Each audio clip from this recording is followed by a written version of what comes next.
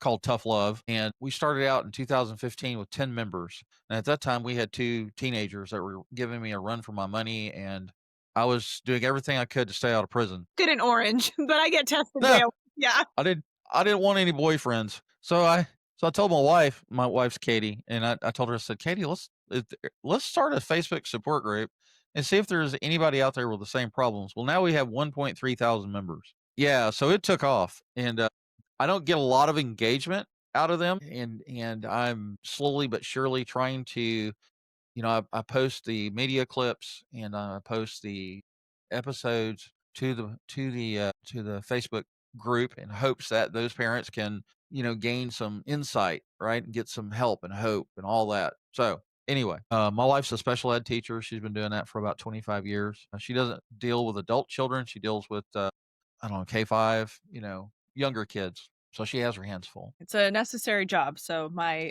gratitude to her. Right. All right. So back to you. I'll quit chasing rabbits. Let's see. I'm going to read something from your profile.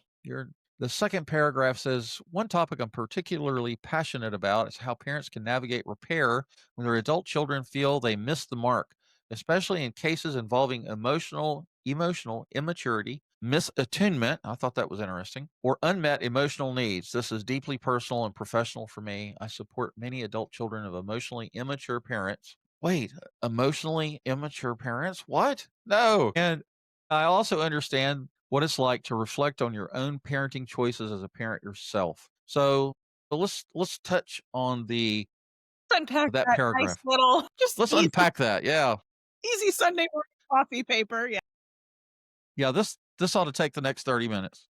easily, handily. So the reason why this is such a necessary topic is because there are more than a few factors that lead to generational differences in the beliefs on what was the tolerable or acceptable ways of parenting and being parented.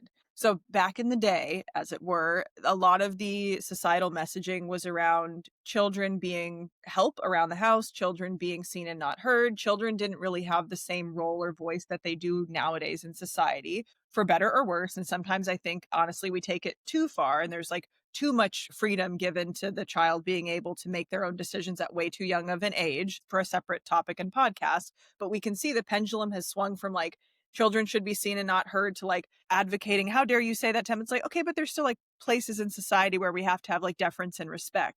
And how do we balance that when a generation of parents is trying to encourage their child to not feel voiceless like they did, but also struggling with watching their kid advocate and be like, wait, I never got to do that. And how am I supposed to give something I never received? How am I supposed to parent with love and emotional maturity and tolerance and regulation when they're having a tantrum or freaking out about something, in quotes? And I never got to do that. I never learned it. It's really difficult to give what we were never given. And it brings up sometimes a lot of resentment in our own self and sadness and grief